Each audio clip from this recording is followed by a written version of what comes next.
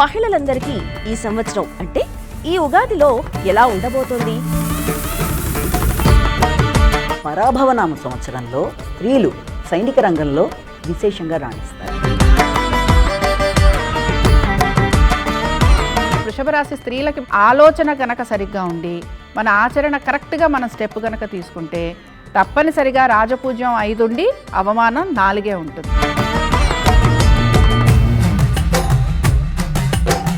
సింహరాశి వారి జూన్ నుంచి ఆ సమయంలో ఖర్చులు అనేవి చాలా అధికంగా ఉండే అవకాశం ఉంది.